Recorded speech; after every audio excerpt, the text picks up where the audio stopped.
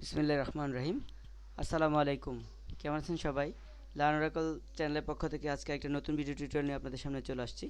তো আজকের টিউটোরিয়ালে আমাদের মেইন টপিকস হচ্ছে আমরা গত টিউটোরিয়ালে দেখিয়েছি আমরা একটা full step by step HRM project করব, যেটা দিয়ে আমরা একটা কোম্পানির এমপ্লয়ীদের টোটাল ম্যানেজমেন্টের বিষয়টা আমরা কভার করব। তো আজকে হচ্ছে আমার সেই টিউটোরিয়ালের সেকেন্ড এবং বলা যাচ্ছে ফার্স্ট পার্ট।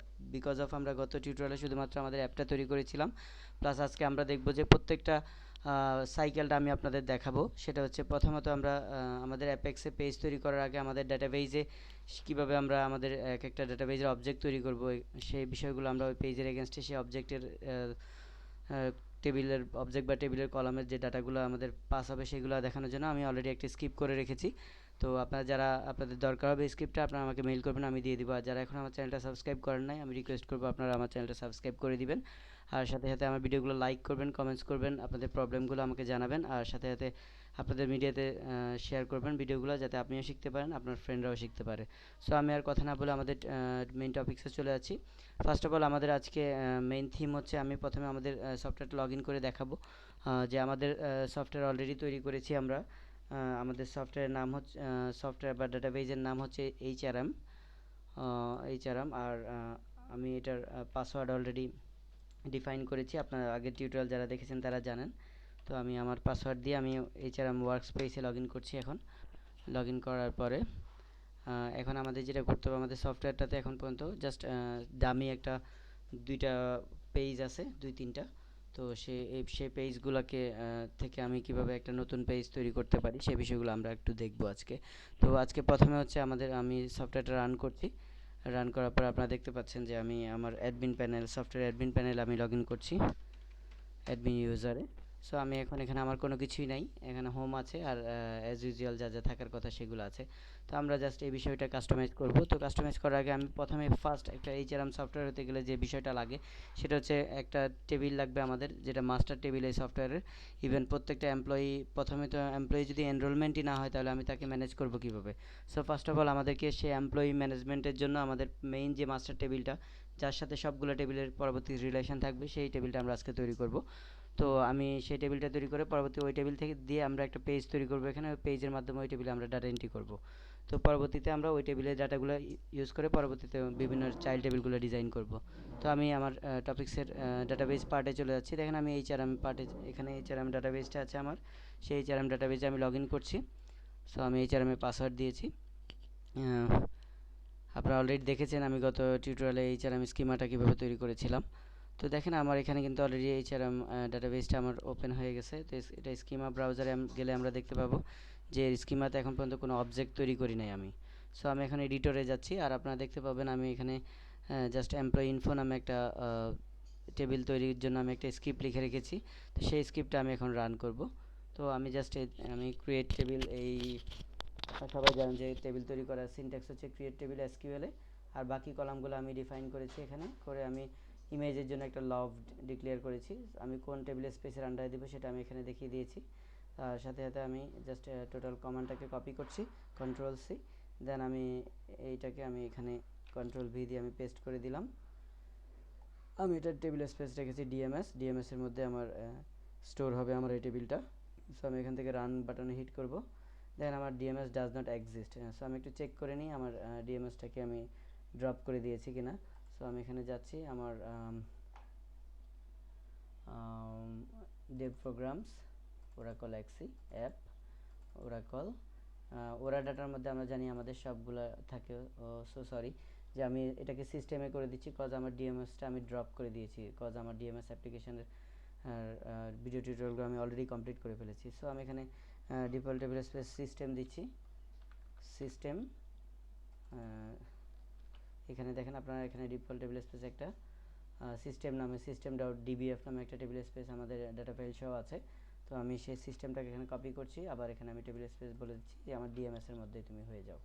সো আমি এটাকে এখন রান করব। দেখেন আমার টেবিলটা কিন্তু তৈরি হয়ে যাচ্ছে। সো আমার অলরেডি টেবিল সাকসেসফুলি ক্রিয়েটেড। আমি কমিট দিচ্ছি। এখন আমরা যদি স্কিমা ব্রাউজারে যেয়ে আমি কিবোর্ড থেকে F5 দিব রিফ্রেশ হওয়ার জন্য, দেখেন এখানে একটা এমপ্লয়ি ইনফো নামে একটা টেবিল অলরেডি আমার চলে আসছে, যে টেবিলে আমার এই কলামগুলো দিয়ে অলরেডি আমার ডাটাবেজের যে বিষয়গুলো আমি ডাটা এন্ট্রি করব সেই অংশগুলো আমার চলে আসছে। সো এখন আমরা দেখব যে এই টেবিলটার উপর বেস করে আমরা কীভাবে একটা পেজ তৈরি করতে পারি। তো আমি জাস্ট আমার অ্যাপ বিল্ডারে চলে যাচ্ছি, এখান থেকে আমি ক্রিয়েট পেজে ক্লিক করব। করার পর দেখেন আমি এখানে আমরা চাচ্ছি যে এখানে আমরা মাস্টার ডিটেল একটা ফর্ম তৈরি করব। তো আমি জাস্ট মাস্টার ডিটেল ফর্মে এখান থেকে দিতে পারি, অথবা আমরা ফর্ম থেকে দিতে পারি। দেখেন ফর্মে অনেকগুলো টেমপ্লেট আছে। হ্যাঁ, আমি just report with list be on a table আছে বা সামথিং, এই বিষয়গুলো আমি এখানে just report with list be on a টেবিলে সিলেক্ট করছি। তো আমি এটাকে নাম দিচ্ছি এমপ্লয়ি আন্ডারস্কোর ইনফো। দেন হচ্ছে আমার ফর্ম পেজ নেম হচ্ছে অ্যাড এমপ্লয়ি ইনফো। ওকে, অ্যাড এমপ্লয়ি ইনফো, আর হচ্ছে আমার মেইনটা হচ্ছে এমপ্লয়ি ইনফো, একটা হচ্ছে রিপোর্ট আর একটা হচ্ছে পেজ। ওকে, ফর্ম বা পেজ। সো আমি এখানে নেক্সট দিচ্ছি। দেখেন আমাকে এখানে মেনুতে সিলেক্ট করতে বলছে, আমি সিলেক্ট করে দিলাম। দেন হচ্ছে আমি এখান থেকে এখানে আমার টেবিলটা আমি দেখিয়ে দিচ্ছি, আমি কোন টেবিল থেকে আমি ডাটা নিব সে বিষয়গুলো আমি সবগুলো কলামই আমি আপাতত নিচ্ছি। পরবর্তীতে আমরা যেগুলো লাগবে না সেগুলো আমরা হাইড করে দিব। তো দেন দেখেন আমার এখানে কিন্তু অলরেডি আমি manage by database row ID use করব এখানে। দেন আমি এখান থেকে ক্রিয়েট দিচ্ছি।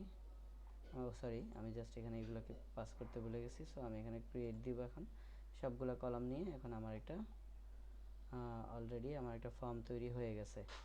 তো আমরা এখন রান করলে দেখতে পাবো যে কিভাবে আমাদের ফর্মটা কীরকম হয়েছে, বা আমি এখান থেকে রান করছি। রান করার সাথে সাথে দেখেন এখানে কিন্তু কোনো ডাটা নাই, বাট আমার একটা কিন্তু ফর্ম অলরেডি তৈরি হয়ে গেছে এখানে। তো আমরা কিন্তু বিষয়টা এখান থেকে খুব সুন্দরভাবে দেখতে পারবো। তো আমি এখানে ক্রিয়েট দিলে দেখেন এখানে কিন্তু আমার সিরিয়াল নাম্বার, সাপোজ আমি এখানে একটা টেস্ট ডাটা এন্ট্রি করব বা একটা নাম্বার দিব, সাপোজ 1000। তারপরে এগুলো যদি আমি ইনক্রিমেন্ট প্রাইমারি কি এটাকে আমরা অটোমেটিক্যালি আমরা ট্রিগার দিয়ে মেনটেন করব। আপনারা জানেন সবাই প্রাইমারি কি অটোমেটিক্যালি কীভাবে ইনসার্ট হয়, আমি সেটা আবার দেখাবো। তারপর নেম, আমি নেম দিয়ে দিচ্ছি সাইদ। সো ম্যারিটাল স্ট্যাটাস এগুলোকে আমরা পরবর্তীতে লভ করব। ডেট অফ বার্থ থেকে আমি একটা ডেট অফ বার্থ দিয়ে দিচ্ছি। দেন হচ্ছে প্লেস অফ বার্থ বা অন্যান্য বিষয়গুলো থেকে আমি আস্তে আস্তে ডাটা দিব। তো যাই হোক, আর এইগুলাই জাস্ট এইভাবে আমি দিয়ে যাচ্ছি। আর এখানে ছবির ইমেজ সিলেক্ট করতে বলছে, আমরা এখান থেকে ফটোগ্রাফ সিলেক্ট করতে পারবো ব্রাউজ করে। তো দেন আমি এখান থেকে এখন ক্রিয়েট দিচ্ছি, পরবর্তীতে আমরা কাস্টমাইজ করে দেখব। দেখেন আমার এখানে কিন্তু একটা ডাটা অলরেডি প্রসেসড। হ্যাঁ, আমি এখানে ক্লিক করলে আমার সেই ডাটাটা আমি এখানে দেখতে পাবো।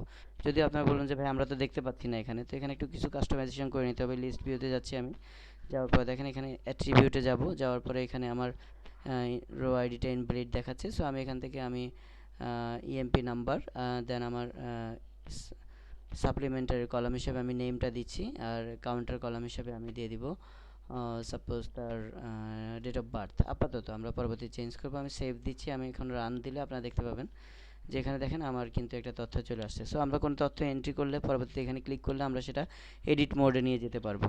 তো আজকে আসলে এক্স্যাক্টলি আমাকে এতটুকু একটা পেজ দেখানোটা আমার মেইন উদ্দেশ্য ছিল। তো আপনারা যখন আমার চ্যানেলটা সাবস্ক্রাইব করেন নাই, আমি রিকোয়েস্ট করবো আপনারা সাবস্ক্রাইব করে দিবেন, আর সাথে সাথে ভিডিওগুলো শেয়ার করবেন, ভিডিওগুলো লাইক করবেন, আর কমেন্টস করতে বলবেন না। আর পরবর্তী টিউটোরিয়াল আমরা দেখব কীভাবে এই পেজটাকে আমরা এইরকম জাস্ট এই জগা খিচুড়ি অবস্থা থেকে একটা সুন্দর অবস্থায় নিয়ে আসতে পারি, যাতে আমরা ফর্মগুলো সুন্দরভাবে ডাটা এন্ট্রি করতে পারি।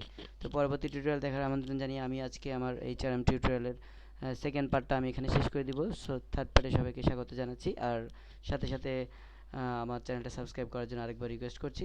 সো ভালো থাকবেন সবাই, দেখা হচ্ছে পরবর্তী টিউটোরিয়ালে। আসসালামু আলাইকুম ওয়া রাহমাতুল্লাহ।